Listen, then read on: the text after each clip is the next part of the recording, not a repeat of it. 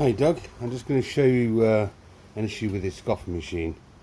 At the moment there's a problem where the water gets diverted into the drip tray down a little mechanism in the back, a little overflow pipe.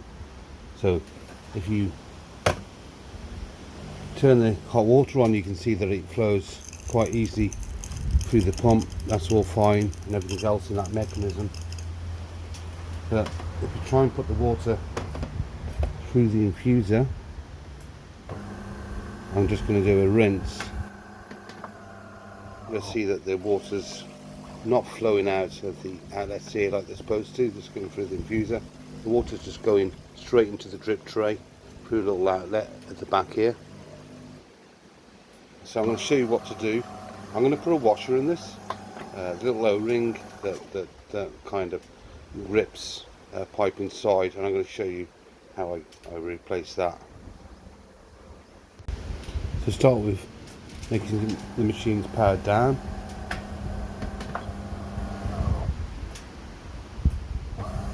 And then when that's done, turn off the power at the back of the button. I'll pull the power lead out as well, and then you can actually start dismantling it. So we'll start by taking the water out. You can pull the infuser assembly out by pressing those two buttons. And I've got a new infuser you can put in here. Let's take the grind tray out and the water drip tray. Gives me an opportunity to show you the little pipe here where the outflow is coming. This is being like clinging to the back and then going down the back of the drip tray, causing a bit of a leak. You might want to see if you can fix that somehow. Take off the bean cover. You can just pull this little knob out, and now we start the actual disassembly. So there's 4 screws at the back here, but you have to use a T20 security bit. I don't know if you can see that. Let's have a look. There's T20 security bit. This is kind of a short one, so what I've done is put some blue tack in a spare extender so it comes out a bit further, and I can reach in and just about undo that. So I'll undo these 4 screws. That's those 4 screws undone. I'll just undo this 5th screw at the top, and it should just all come out at the back here.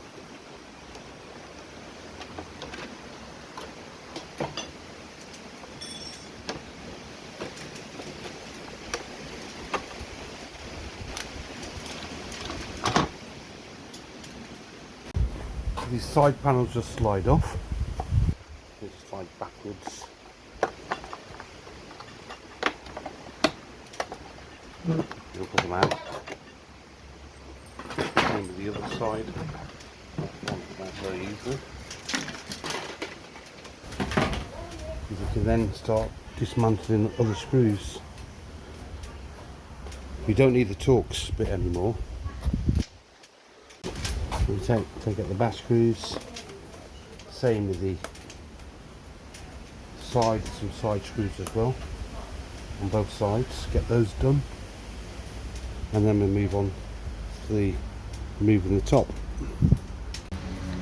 There's this last screw out here. You should be able to lift this top part off, and that's going to reveal to us the area we need to look at, which is can you see this area here. But to get to that, we're going to have to dismantle here and here, and we probably need to remove some pipes here. I'll just give you a little closer look at that. So this is the part we have to remove. There's 2 pipes you need to put in. These have got little circlips. And to pull this out, we need to remove the display panel out. So I'll do that now. I'll loosen these nuts off here and pull these pipes off. Again, this one's quite long, so I've used my little extender maybe you've got longer bits, you'll find it easier, but just using that little bit of blue tack inside an extender allows me to get to this screw. Then I can just remove this away slightly.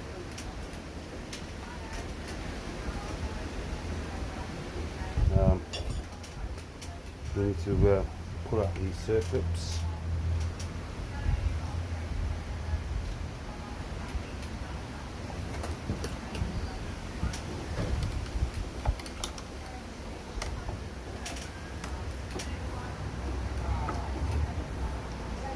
This one's a little fiddly.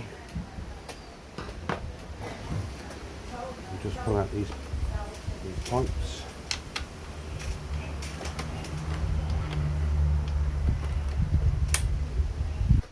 Now let's just get a normal hex driver in these two screws here. So with the pipes away, just these hex 3 nuts to undo, and you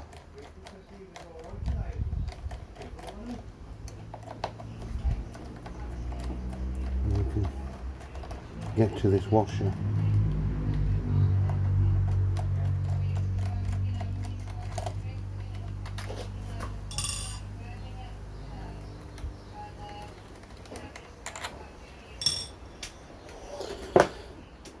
Twist that little black plastic and it should just pull away. Then we have to get this mechanism out, which is a little bit tight. There's a lot of O-rings in there. It shouldn't be too bad. Oh, that's come out quite easy. This is why we need to pull this frame part away, so we can just release that.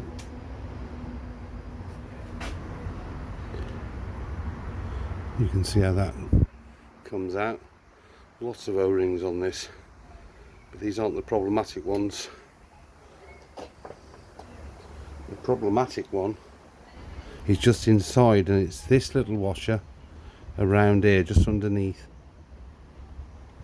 and you have to kind of coax it out.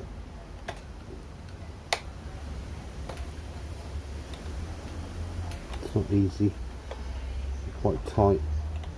I suppose if you break it with your sharp point, you can just pull it out. So I'll get this out.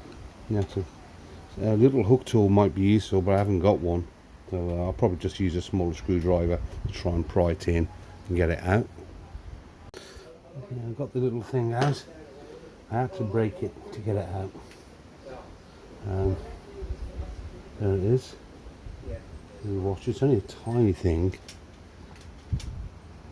And let's find a replacement. I can see it's where I've damaged it with the screwdriver getting it off, but it looks pretty flattened. I'm going to replace it with a cheap nitrile one similar to this. I don't think it's going to last. I recommend you find something similar sized that's probably made of a heat resistant material. They're usually red, made for coffee machines. They're usually about £5. I'll show you my selection of washers.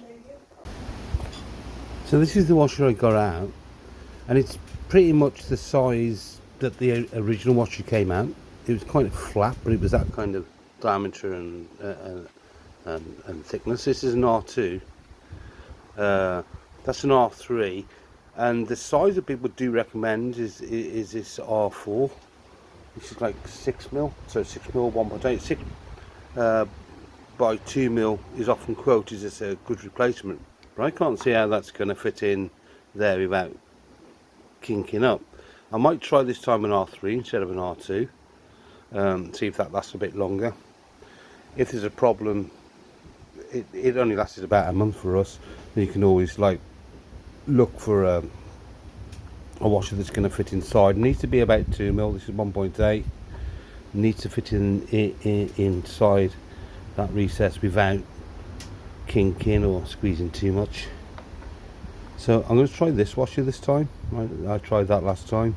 I'll try this R3 this time.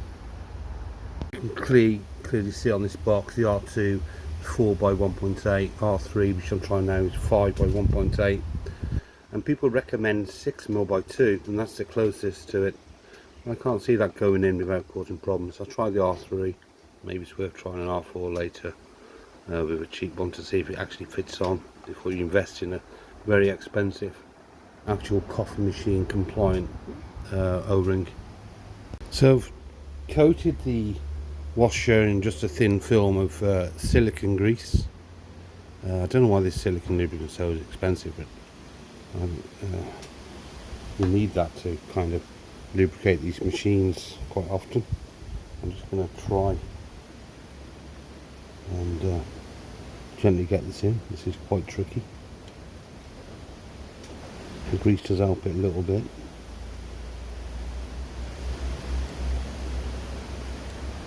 Be careful you don't snick the washer.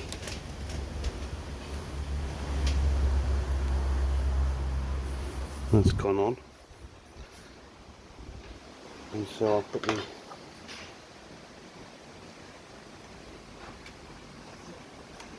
this component back on top, back in. Now it's gone in, and I'll just reassemble that. So put this little plastic piece on top, it locks into place, and then you can put the bolts back in. When I do that, I'm going to insert these pipes back in and get the circlips in. I'll just screw these up, and then I'll show you inserting these horrendous little pipes. They're very tricky. So inserting the first pipe isn't too difficult. You can just put some pressure back here, make sure it's going there. When the copper part, or when the metal breast part, sorry, goes past where we insert the circlip, you can slip in the clip. There is a resistance there. I'm just going to get a little pair of pliers to see if I can add a little bit more pressure to this. Okay, I was looking for the nose clip pliers, but I realised I can just use a little screwdriver to push it in. So I'll just place it in there more or less, and a combination of pushing and the screwdriver. Yep, there we go, that's it clipped in. Hold it in place and pop the circlip on. That's that one done. Put the pipe back where it's supposed to be. And the tricky one is this one here. You can see that you've less access to this one. I didn't want to remove this panel completely. I suppose I could have done. There's not much pipe there to really get leverage on. If I just push it down like the other one, and then I can get the circlip. The circlip itself is tricky to get in. It's kind of down here, so I might need some feeder to insert it.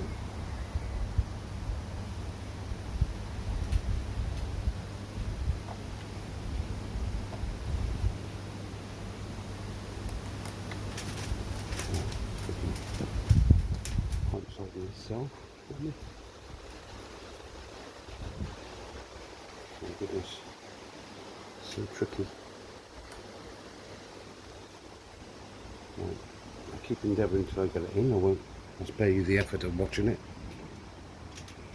So I've finally got the thing in place, holding the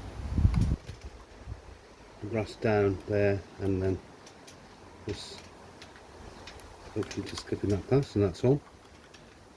Right, now we can start putting it all back together again. So put the front back. Remember this one, even this extended bit doesn't quite reach. It's quite far in. Use my little blue tack trick inside this barrel to give me a little bit more reach.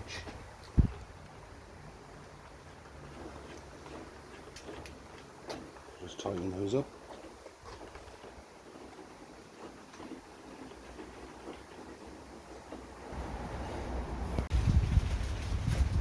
get the top back on, there's a little grinder wheel here which locks in to the cog, so just make sure that goes on properly after you put the top on. The top goes on quite easy, just clicks into place, drop the cog, push it to the right place, it will check it down properly it is.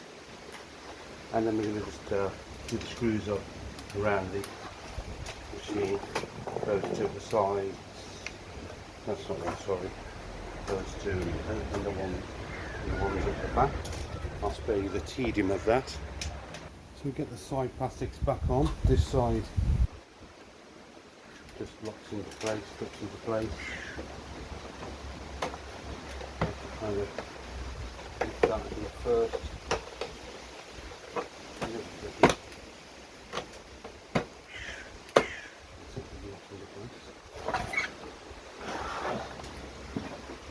The side, same thing.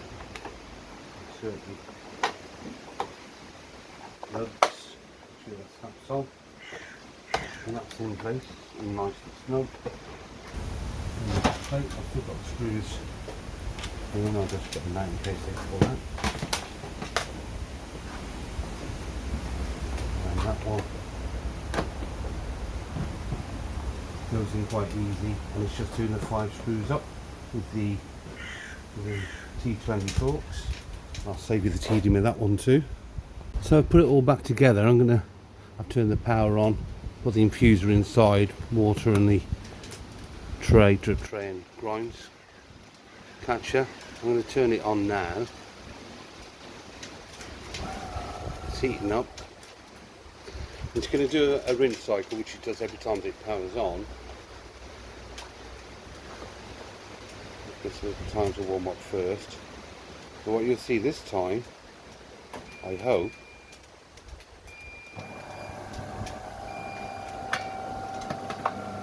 you shall see the water come out of the infuser and not just straight into the drip tray.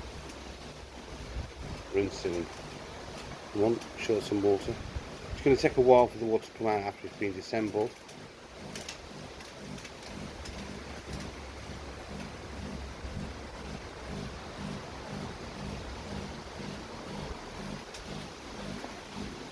Going straight into the drip tray. I didn't like that washer. Well, you can see what happened there. The actual washer, when I pushed the top components on, pushed the washer down below the recess that it's supposed to slot in, and that washer is probably too big. So I'm going to put the smaller washer in, the R2 washer, like I did last time. I don't think it's going to last very long, but at least it'll work for a month until you can source washers, and if you can be bothered to do it, you can just like replace that washer down there. So let's get that one out, get the new one in.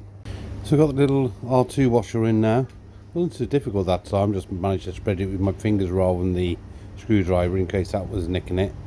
You can see that that's a tighter fit. And you've got to play around with sizes, something maybe a bit wider, like a 4mm by 2mm. If you can get that, might work. Grip into the recess a little bit more, get a bit more pressure on the outside. Anyway, let's put this thing together again. While I'm here, while I've got it open for the second time, there's a little component down here. It's a micro switch. I'll just zoom in on it. You can see it. That micro switch there. Now, I think it's that one. I'm kind of 99% sure. It kind of gives an error. It measures the infuser when it comes down, or detects it when it comes down.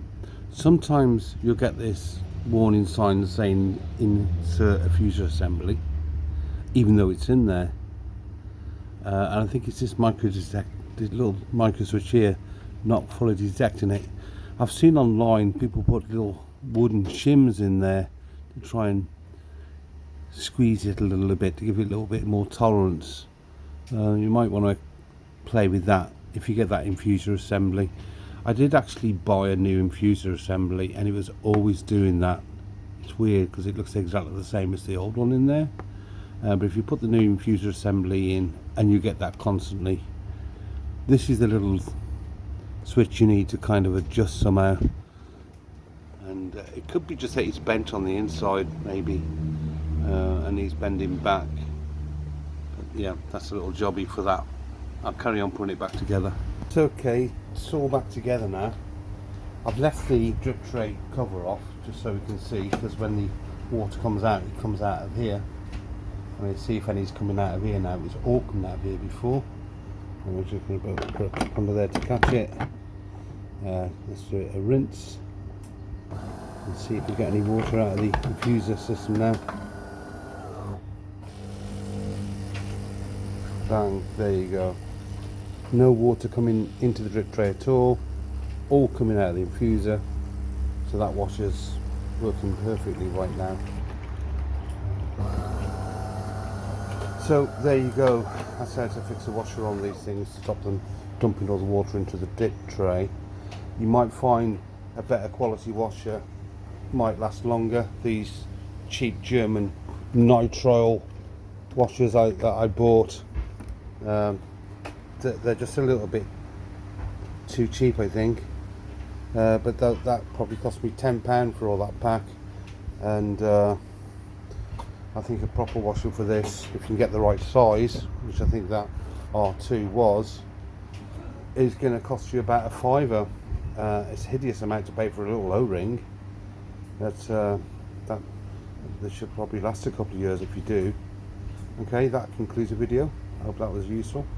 Hope you're still interested. There you go. I'll leave it there.